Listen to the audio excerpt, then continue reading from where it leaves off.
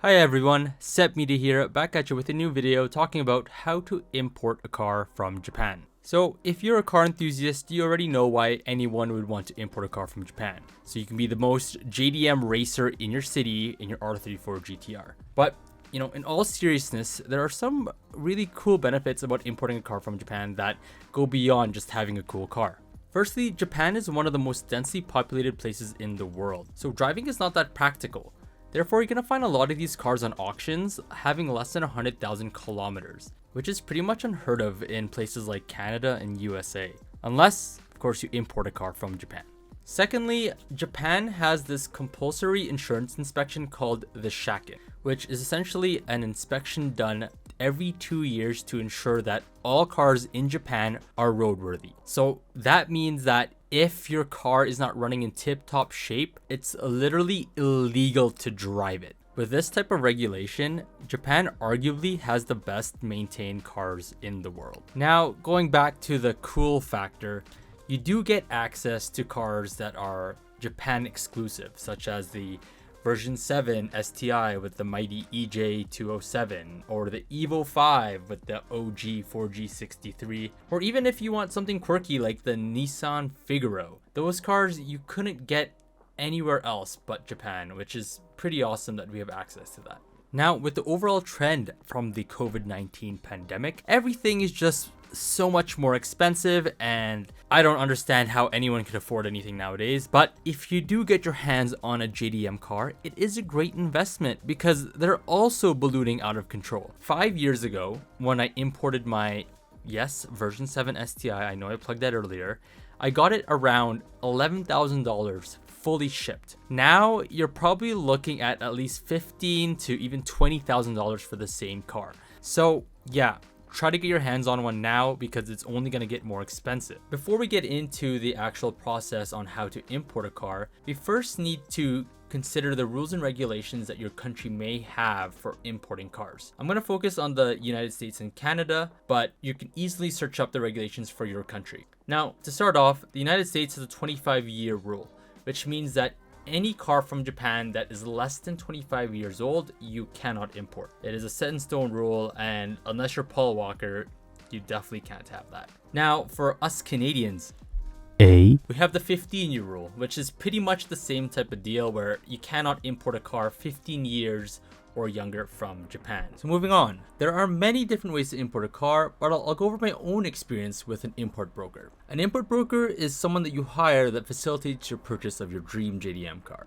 It's pretty much a middleman that helps translate Japanese documentation, bids on cars on your behalf, and coordinates the storage and transportation of your car in Japan. Find a broker that's highly rated and preferably based in Japan. And the reason why I say it's best to have a broker based in Japan is because they can directly be there up close and personal to your car, and they don't have to outsource any of their work. Therefore, their fees are typically cheaper compared to brokers that are working out of places like North America. Service fees for import brokers typically range around the $700 to $1,000 US mark. Now going over the auctions. So there are plenty of auction houses in Japan that list cars for sale daily, and all of these listings can be found on the auction tool provided by your import broker. There are many different types of auction tools out there, and they kind of all look the same. So I'll go over the one that I used when I imported my car.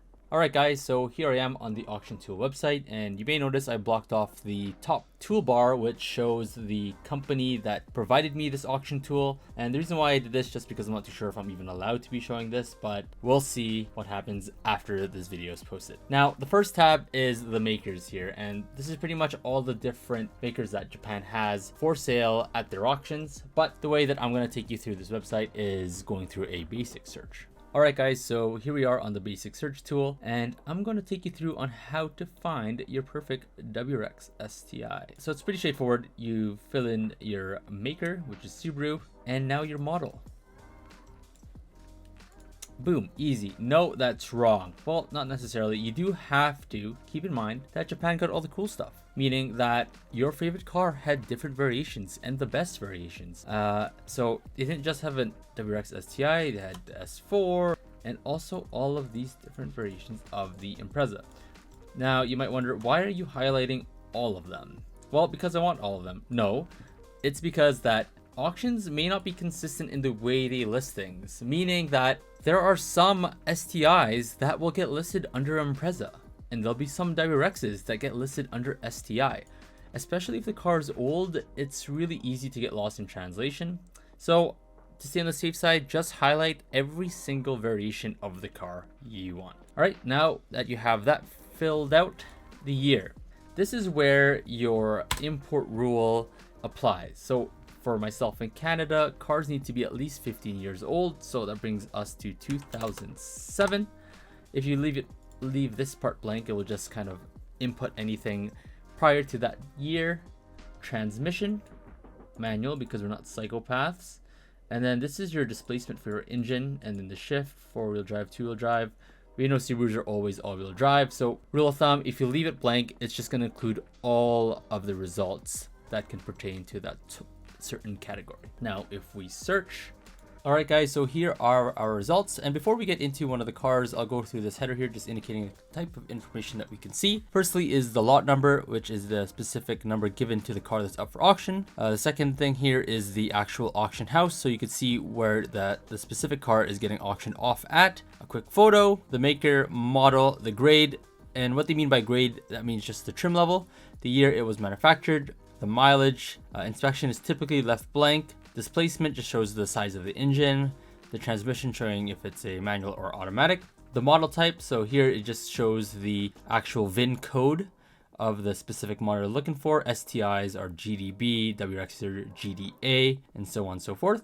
And then start and end. So the start is pretty much the starting price of the car or the reserve price, and the end would be the final end result of what the car was actually auctioned off for. And since all these cars haven't gone to auction yet, that is left with these dashes here, and result available obviously is still on for auction. And then the scores, and the scores is pretty much the grading of the car, which I'll get into next. So let's just pick a nice clean looking one here. Let's go for a blue Subaru WRX STI from 2003 with grade 4.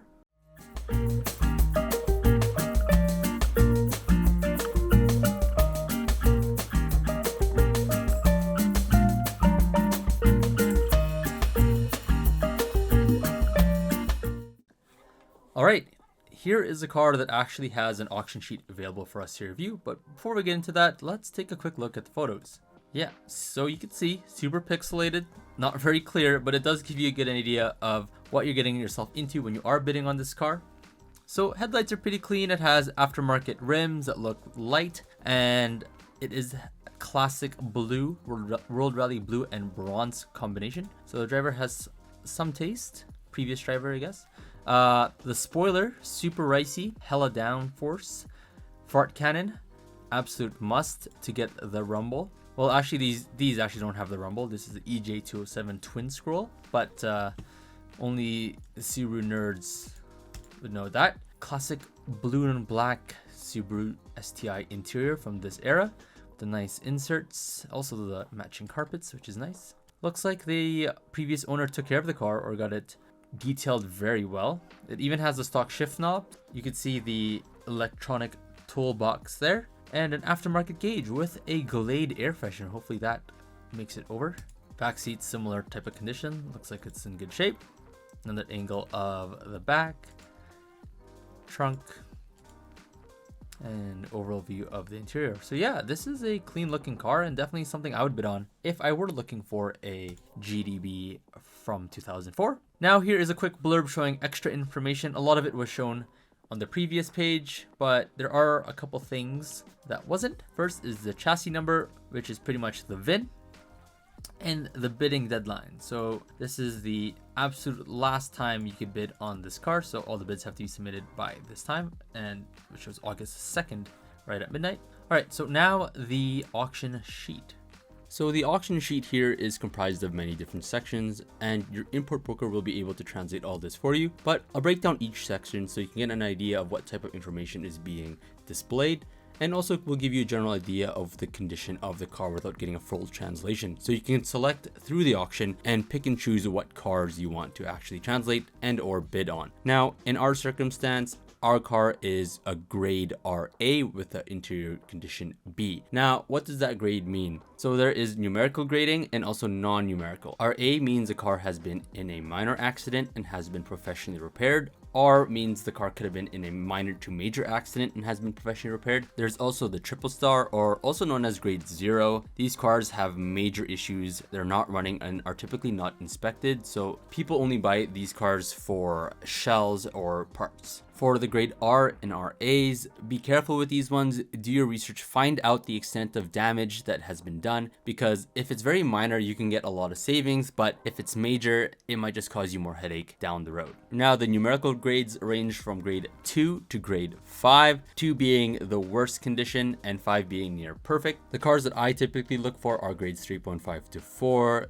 These cars are in good condition and have very minimal wear and tear for their age. Now for the interior grades, they range from grades A to grades E. D and E are not used very often by big auctions. They typically are noted for cars that have very visible aesthetic wear in their interiors. But typically you'd see grades A to C, with A being top-notch, pristine showroom condition, and C being a little bit of a mixed bag. So C typically means that the car interior is in a rough shape, but you do have to look at the report notes, which I'll get into later, and also coordinate with your import broker to get a good idea of what extent the exterior wear and tear is at. B is right in the middle ground where, you know, it has normal wear and tear. It might be a little dirty, but in overall good condition. So that will give you a very high level idea of the car's condition, knowing the auction grades, but we'll keep going to disseminate more of the information to help you understand and pick out the cars you will want to get translated for your import broker, because you do not want to be sending them about 30 cars at a time. Be picky with your selections. It will save you time and it will be strategic in finding the perfect car for you.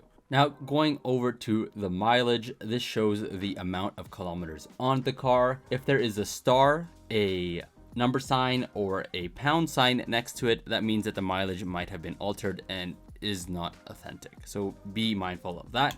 Next are the diagram notes, and these are the notes that are actually labeled on the car diagram here, indicating the extent of body damage on the car.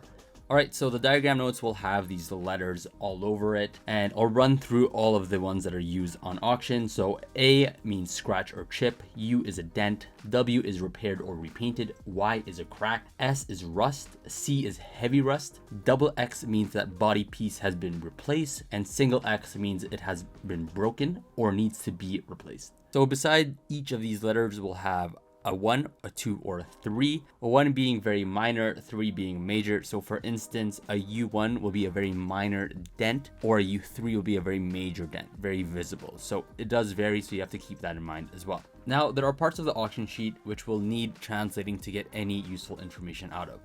The first one being the sales points. This is written by the seller, and this is where the seller will mention all of the highlights of the car. The next section, which is closely related to the sales point section, is the notes section. So this is where the seller can actually get into more detail about the car, maybe elaborating more on the pros, but also could be a place where they could describe what's wrong with the car, or why something may not be running properly, or why a piece of the car has been damaged in whatever accident or fender bender. The last section is the report section, and this is known to be the most important part of the auction sheet. And this is where the auction inspector writes a list of damage to the car, things that he or she notices, and typically the more writing here means more damage. So this is one section I highly recommend gets fully translated.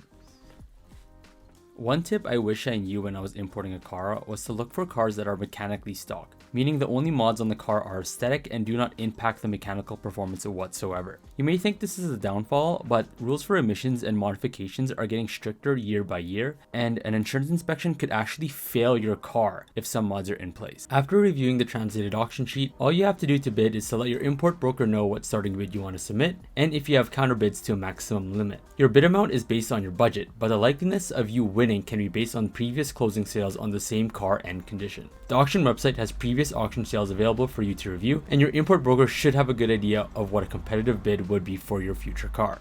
Once you've successfully won your car at auction, the import broker will arrange for transportation from the auction to the storage location, where the car will be held until the carrier ship arrives at port. Inland transportation varies depending on the auction location, but it ranges from $100 to $500 USD. Storage varies as well, from $100 to $200 a month.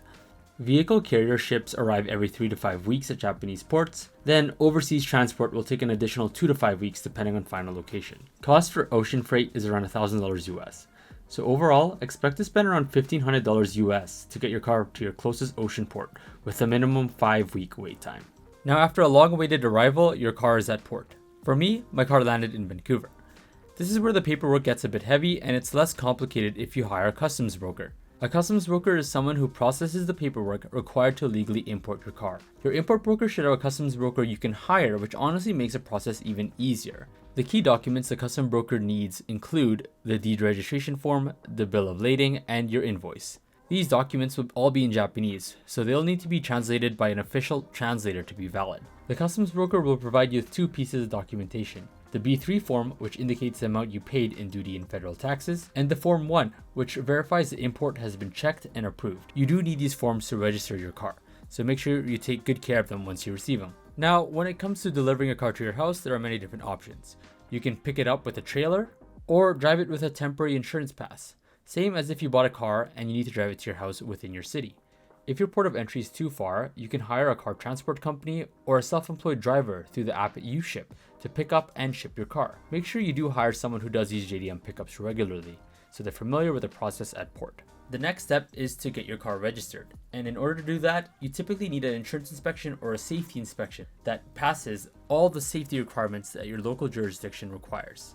For instance, some old JDM cars don't have amber corner lights, daytime running lights, and legal tires. Once you get your car inspected and it hopefully passes, you bring the inspection report to the registry/DMV along with your insurance and import documentation to get it fully and legally registered. Now, there are a few things that you do need to consider before you import a car. Firstly, it's right-hand drive. So if you live in a country that predominantly drives on the right side of the road, this will be a very strange concept because the orientation that you're sitting in the car is going to be different than what you're used to. So lane positioning and simple maneuvers such as left-hand turns will be a little challenging. Secondly, it's extremely hard to find full coverage for insurance. Some insurance companies may require you to get the car appraised for them to even consider giving you full coverage insurance. And in the event that you do get full coverage insurance, it's likely that your insurance premiums will be high.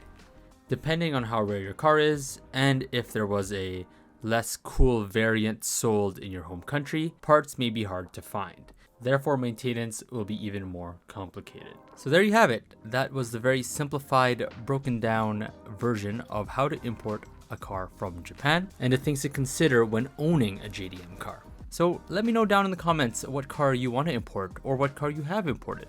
These cars are increasing day by day in value, so if you get your hands on one, it's a really good investment tool. Anyways, that's it for this video. Thank you so much for watching. I hope it helps you in your future importing endeavors. Have a good one and take care.